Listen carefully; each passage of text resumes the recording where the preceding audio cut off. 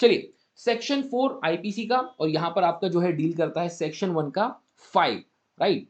आइए बात करते हैं। देखो इसकी इजी ट्रिक है ना, जैसे कि हमने 1 का 3 1 का 4 निकाला, तो आप 1 माइनस 5 करोगे तो इज इक्वल टू 4 आपका आईपीसी का सेक्शन निकल के आता है। चलिए, अब ये भी एक्स्ट्रा टेरिटोरियल है, राइट। ये आपका जब हम आईपीसी पढ़ते थे तो नाम हेडिंग जो ही वही एक्सटेंशन करके शुरू होती थी, तो थोड़ा सा और एक्सटेंड करता है एक्स्ट्रा टेरिटोरियल जुरिडिक्शन को। आइए देखते हैं।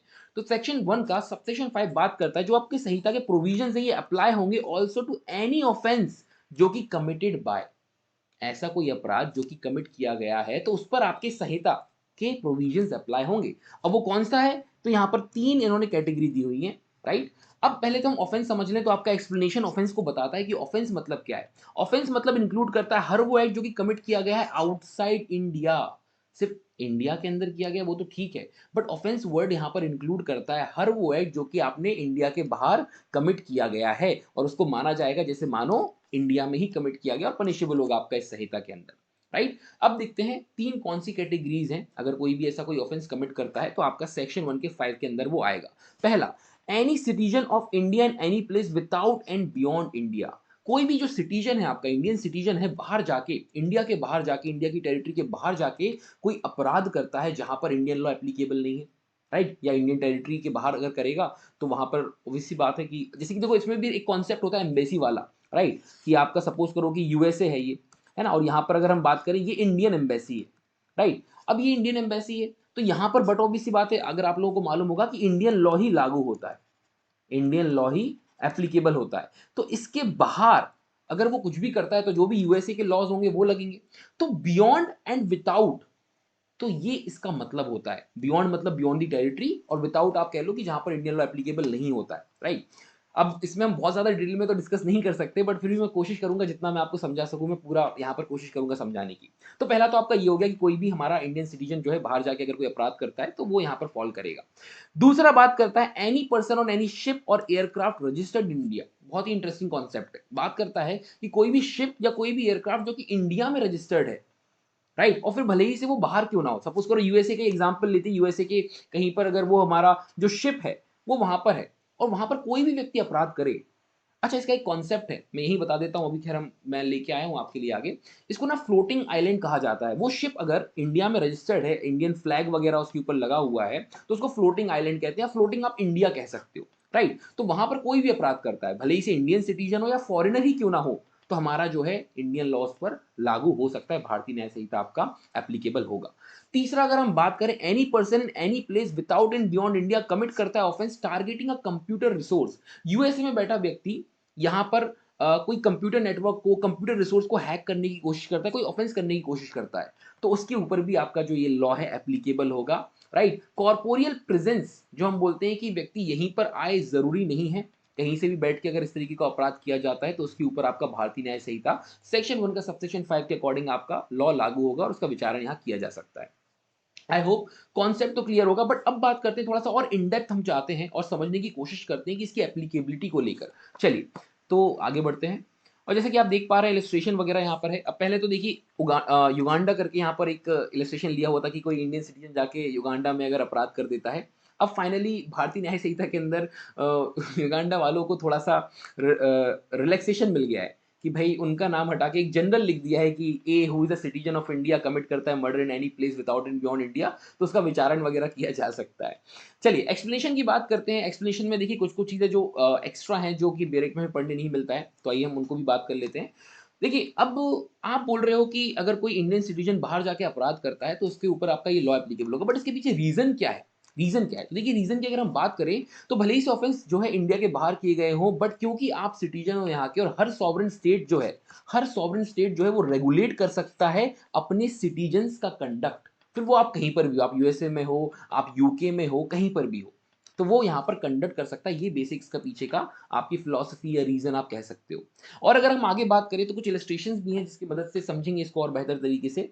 चलिए, देखिए दूसरा इलस्ट्रेशन अगर आपके सामने यहाँ पर देखिए क्या लिखा हुआ है, where a an Indian with a wife marries an American in the US he can be prosecuted for bigamy. जो मैंने आपको इसके पहले बाइगेमी वाला एक कॉन्सेप्ट आपको बताया था। तो अगर ए यहाँ पर एक इंडियन है, राइट, और वो जो है ऑलरेडी शादीशुदा है और अमेरिका में जाके दूसरी शादी कर लेता है, तो हमारे यहाँ पर इंडिया में उसे बाइगेमी कहते हैं और पनिशेबल है, राइट। बीएनएस में बाइगेमी जो है सेक्शन 82 में दिया गया है, बाकी आपका आईपीसी में 494 में बात की गई है इसके बारे में। तो जब वो इंडिया आएगा तो यहाँ पर क्या उसका ट्राई किया जा सकता है, क्या उसके ऊपर ये ऑफेंस का सेक्शन लगाया जा सकता है, बिल्कुल लगाया जा सकता है, राइट। आई होप आपको थोड़ा सा और क्लैरिटी आई होगी। बट वहीं पर एक और बात आती है कि if a person is not an Indian citizen, अब इंडियन सिटीजन नहीं है, अपराध किया, अपराध करने के बाद उसने क्या किया, उसने यहाँ की सिटीजनशिप जो है एक्वायर कर ली, इंडियन सिटीजनशिप एक्वायर कर ली। अपराध किया, अपराध करने के बाद उसने इंडियन सिटीजनशिप एक्वायर कर ली, तो उस केस में क्या होगा, ये एक बहुत ही सवाल उठता है बच्चों के मन में। तो आइए इसका हम आंसर देखते हैं, पहले इसको थोड़ा सा रीड कर लेते हैं।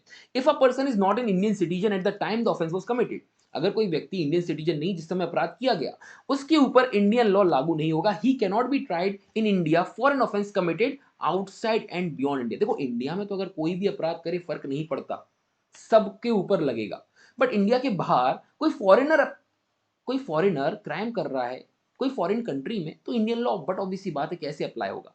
और उसने इंडियन सिटीजनशिप बाद में ली है, पहले नहीं ली, तो बाद में लिए तो उसके ऊपर नहीं लगेगा। देखिए यही बात करता है the fact that the accuse acquired Indian citizenship after the commission of an offence cannot confer any jurisdiction on the Indian courts retrospective. हमने देखा जनरली कोई भी लॉ अप्लाई होता है तो रेट्रोस्पेक्टिव इफेक्ट नहीं होता। अब जो आपका बीएनएस है, जो आपके ये 3 क्रिमिनल लॉज आए हैं, भारतीय नागरिक सुरक्षा, भारतीय साक्ष्य अधिनियम, तो ये जो है इनका रेट्रोस्पेक्टिव इफेक्ट नहीं है।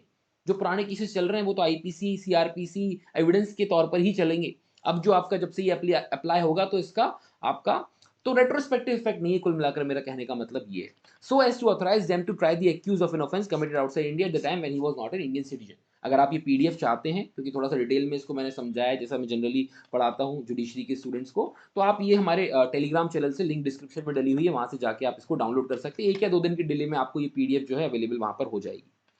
चलिए और अगर आगे बात करें तो एक एडमिरल्टी जुरिडिक्शन का एक कॉन्सेप्ट आता है आपके सेक्शन 1 का सबसेक्शन 5 के क्लॉज बी के अंदर ये देखने को मिलता है, जो कि हमने आपका शिप को लेकर बात की जो रजिस्टर्ड इन इंडिया और हाई सीज में फिर कहीं पर भी हो। तो पहले समझते हैं एडमिरल्टी जुरिडिक्शन मतलब क्या। ये वो जुरिडिक्शन होता है टू ट्राई ऑफेंसेस कमिट किए गए हाई सीज पे, उसको कहते हैं एडमिरल्टी जुरिडिक्शन, राइट।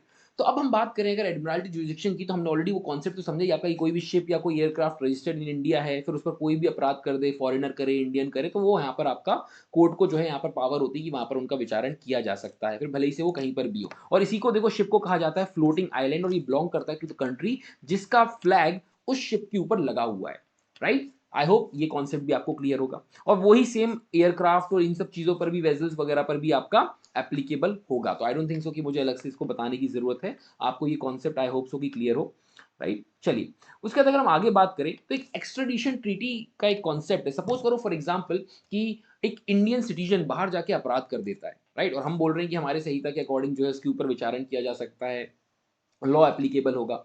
तो अब वो व्यक्ति फॉरेन में है तो उसको यहाँ इंडिया बुलाया कैसे जाए, तो इसको कहते हैं एक्स्ट्राडिशन ट्रीटी। ये क्या है, 2 कंट्रीज के बीच में साइन होती है। फॉर एग्जांपल अगर मैं यहाँ पर दूं आपको, तो हम ले लेते हैं कि सपोज करो ये आपका इंडिया है और ये आपका जो है यूएसए है।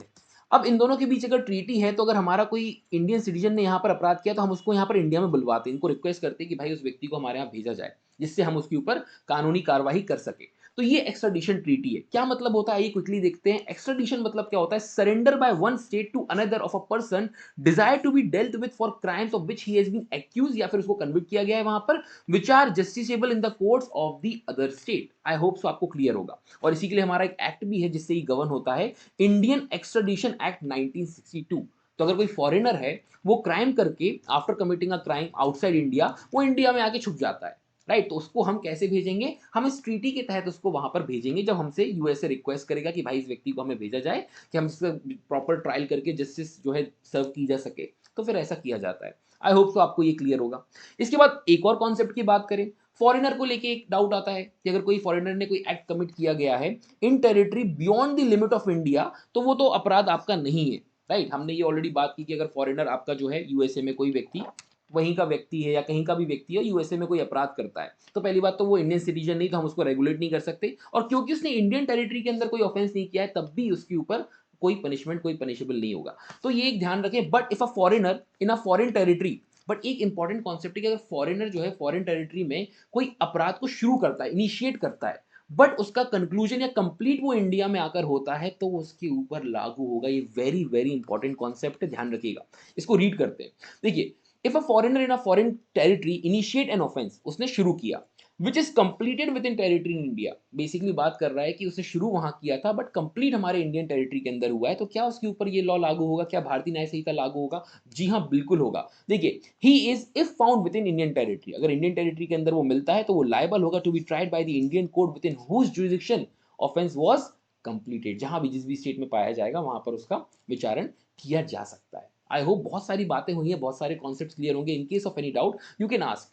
चलिए, अब देखिए इसके बाद बातें तो बहुत सारी हैं। एक ये चार्ट है, राइट, आई होप सो आपने अगर थोड़ा बहुत पढ़ा होगा या नहीं पढ़ा है, तो बेसिकली क्या है, ये बात करता है एडमिरल्टी जुरिडिक्शन को लेके और भी कि कहाँ पर हमारा लॉ एप्लीकेबल होता है, या थोड़ा सा चार्ट को मैं कोशिश करता हूँ बहुत ही शॉर्ट में आपको समझाने का। राइट, देखिए ये आप यहाँ पर देख पा रहे होंगे, ये बेस लाइन है, राइट, यहाँ पर आपका सब इंडियन लॉ सब कुछ लागू होता है, पूरा पावर है जो भी स्टेट है, अगर हम बात करें गुजरात को ले लो, आपका मुंबई को ले लो, है ना, जो भी उनकी टेरिटोरियल सब यहाँ पर उनका लागू होगा। देन देखिए यहाँ बेस लाइन से अगर हम बात करें तो ये आपको टेरिटोरियल सी कहते हैं, जो कि 12 नॉटिकल माइल होती है। अच्छा, नॉटिकल माइल जो है इक्वल्स टू 1.85 किलोमीटर, राइट, इसको समझिए, एक नॉटिकल माइल मतलब आपका 1.85 किलोमीटर होता है, राइट, इस चीज को ध्यान रखेंगे, तो ये 1 नॉटिकल माइल है। अब मैं आपको बताऊं यहाँ पर, तो ये देखिए 12 नॉटिकल माइल तक आपकी टेरिटोरियल सी है, आपके बकायदा जो भी स्टेट होगा उसका जुरिडिक्शन बैठेगा यहाँ पर, जो भी लॉज वगैरह सब आपके अप्लाई होंगे, ठीक है। अब साथ ही साथ देखो यहाँ पर जो है आपका जो सी है उस पर तो है ही, आप नीचे भी यहाँ पर जो मिनरल्स वगैरह जो सब आपका अधिकार रहता है, ऊपर ऊपर एयर पे भी जो है आपका यहाँ पर अधिकार रहेगा, कोई भी ऑफेंस अगर होता है तो एयर स्पेस में। देन आता है आपका देखिए इसके बाद जो है, इसके बाद अगला जो 12 नॉटिकल माइल है इसको कंटिन्यूस जोन कहा जाता है, राइट। यहाँ पर भी जो है आपके कस्टम को लेके इन सब चीज़ों को आप रेगुलेट कर सकता है, जो भी यहाँ पर आपकी टेरिटरी होगी, जो भी कोस्टल स्टेट होगा वो यहाँ पर रेगुलेट करता है, राइट, इन चीज़ों को, है ना। आपने मूवी देखी होगी एक शाहरुख खान की, जिसमें वो अगर ऐसे कहीं आप टेरिटरी में एंटर हो जाते हो तो फिर आपको पकड़ लेते हैं कस्टम अथॉरिटी, कोई कई लोग चोरी करके सामान लाने की कोशिश वगैरह करते हैं, यहाँ पर भी आपका लॉ एप्लीकेबल होता है। अच्छा, इसके बाद जो है, इसके बाद आपका हाई सीज शुरू होता है, बट उसकी भी अगर हम उसके पहले बात करें, कहाँ से, यहाँ से आपका हाई सीज शुरू होता है, पर उसके पहले 200 नॉटिकल माइल, बेस लाइन से 200 नॉटिकल माइल तक आपका चलता है एक्सक्लूसिव इकोनॉमिक जोन। बहुत ही इंपॉर्टेंट कॉन्सेप्ट है, ध्यान से सुनिएगा। अब ये क्या है, एक्सक्लूसिव इकोनॉमिक जोन वो है कि जहां से आपके जो भी मिनरल्स होते हैं, जो तत्व होते हैं, जो एलिमेंट्स होते हैं, आप यहाँ पर जो है जो भी मिनरल्स, जो भी नेचुरल रिसोर्सेज जो हैं, आप यहाँ से निकाल सकते हो, राइट, ये आपका अधिकार होता है यहाँ पर। तो ये 200 नॉटिकल माइल तक आपका चलता है। यहाँ पर आप जो अंडरग्राउंड में जो भी सी बर्ड, सी ऑयल्स वगैरह हो गए, ये सारा आप जो है एक्सट्रैक्ट कर सकते हो, ये जुरिडिक्शन होती है। इसके बाद हाई सीज आता है, जिसको हम कहते हैं नो मैंस टेरिटरी। इसको कहते हैं नो मैंस टेरिटरी, कि किसी का भी इस पर जो है कोई ऐसा हक नहीं है जैसे कि लॉ वगैरह हम अपना अप्लाई कर सके। आई होप एक शॉर्ट में आपको थोड़ा बहुत समझ में आया होगा, right. In case of any doubt you know what to do. Then अगर हम बात करें, केस है Mubarak Ali Ahmad versus state of Bombay 1957 का, बड़ा इंपॉर्टेंट केस है, कॉर्पोरियल प्रेजेंस को लेके काफी इसमें बहुत क्लैरिटी दी गई। बेसिकली बात किया गया कि अगर किसी व्यक्ति ने कोई अपराध किया है तो क्या उसका इंडिया में आना जरूरी है। तो बात करता है, देखो अगर ऑफेंस इंडिया में हुआ है, अपराध भले ही से उसने कहीं बाहर से बैठ के भी किया हो, आपके ऊपर अप्लाई होगा भारतीय न्याय संहिता, राइट। अब ये जो उस समय था जब आईपीसी आपका लागू हुआ था, तो मैं कोशिश करता हूँ दोनों समझाने की। देखिए नाम है केस का Mubarak Ali Ahmad versus state of Bombay, आपका 1957 का डील करता है, राइट। अब यहां पर देखो जनरली उन्होंने क्या बोला कि जो प्रेजेंस है एक्यूज का in India is not necessary, presence जरूरी नहीं है प्रोसिक्यूशन के लिए। ऑफेंस कमिट हुआ है क्या इंडिया में, हाँ अगर हुआ है तो आपके ऊपर लागू होगा। अब इसको बहुत ही शॉर्ट में बताऊं तो देखो, एक मुबारक अली था, एक पाकिस्तानी नेशनल था, गोवा का एक व्यक्ति होता है जो कि इससे कुछ डील करता है, कुछ राइस खरीदने के लिए और उसके बदले पैसे की, तो ये पैसा वगैरह ले लेता है, वो राइस जो है इंपोर्ट एक्सपोर्ट का मामला था, नहीं पहुंचाता है, तो फिर इस कारण से जो है आपका यही बेसिकली विवाद होता है, और इसलिए इसको ट्राई भी किया जाता है, राइट। अब फैक्ट्स पूरा तो नहीं पढ़ सकता, इतना समय नहीं है, आप चाहें तो जब पीडीएफ आप डाउनलोड करेंगे तो ले लें, बट इसमें देखो मेन 3 चीज़ों के बारे में बात की थी। सुप्रीम कोर्ट ने बोला कि भाई फॉरेनर जो कमिट कर रहा है ऑफेंस विद इन इंडिया, वो गिल्टी है, उसको पनिश किया जा सकता है without any limitation as to his corporeal presence. वो प्रेजेंस भले ही ना हो इंडिया में उस समय पर जिस समय अपराध हुआ, बट उसके ऊपर लगेगा, राइट। इसी तरीके से इन्होंने यहां पर बोला कि इससे फर्क नहीं पड़ता कॉर्पोरियल प्रेजेंस से, आपके ऊपर अगर फॉरेनर ही क्यों ना हो तब भी आपके ऊपर अप्लाई होता है। सेक्शन 2 आईपीसी लिखा हुआ है क्योंकि आपका तब का केस है। अगर अभी की बात करें तो आपका बीएनएस का 1 का 3 हो जाएगा ये, राइट। तो ये सब बातें कुछ करी हैं, आई होप सो क्लियर होगा। एक और केस था आपका फातिमा बीवी वर्सेस अहमद पटेल। वैसे तो बहुत सारे केसेस जो कि हम लोग पढ़ाते हैं, बट आई होप आपको कॉन्सेप्ट समझ में आ गया होगा। राइट। चलिए अब हम इन सब चीजों को छोड़कर, अच्छा एक और इंपॉर्टेंट, ये तो हमारा रह ही गया, सेक्शन 188 को लेके जो कि आपका सीआरपीसी का है, बीएनएस के अंदर आपका 208 है, बीएनएसएस के अंदर भारतीय नागरिक सुरक्षा संहिता के अंदर 208 है। जनरली हम सेक्शन 4 के साथ आपका सेक्शन 188 पढ़ा करते थे, तो अब यहाँ पर भी हम जो है 208 बीएनएसएस का पढ़ेंगे 1 के 5 के साथ, राइट। चलिए तो एक बार इसको देख लेते हैं क्या बात करता है। देखो ये सिंपल सी, अगर मैं बहुत बेसिक समझाऊं आपको, तो जब भी कोई ऑफेंस कमिट किया गया है outside the territory of India, India के बाहर अगर किसी व्यक्ति ने कोई अपराध किया, अब कौन है वो व्यक्ति, तो देखते हैं। पहला, by any citizen of India, हमारे कोई इंडियन सिटीजन ने बाहर जाके या तो हाई सीज पे या कहीं और अपराध किया है। दूसरा, बाय एनी नॉन सिटीजन, कोई फॉरेनर ने अपराध किया है, बट कहां पर किया है, कोई शिप या एयरक्राफ्ट जो कि रजिस्टर्ड इन इंडिया में, और हम ऑलरेडी पढ़कर आए हुए हैं, राइट, एक्स्ट्रा टेरिटोरियल जो भी आपका क्या जुरिडिक्शन बैठती है। तो अगर यहाँ पर इन्होंने अपराध किया है, भले ही से वो सिटीजन हो या फॉरेनर हो, तो उस केस में आपका एक्ट तो लागू होगा, बट यहाँ पर ट्राई करने के लिए उसको केस, यहाँ पर आपको परमिशन लेनी पड़ेगी। किसकी परमिशन लेनी पड़ेगी, तो बात करता है गवर्नमेंट की परमिशन लेनी पड़ेगी, राइट। तो देखिए एक बार पढ़ लेते हैं। He may be made liable in accordance with the provisions of Indian law, जैसे कि मानो ऑफेंस जो है आपका इंडियन टेरिटरी में कमिट हुआ है, या फिर ऑफेंस जो है आपका रजिस्टर्ड हुआ है इन इंडिया में।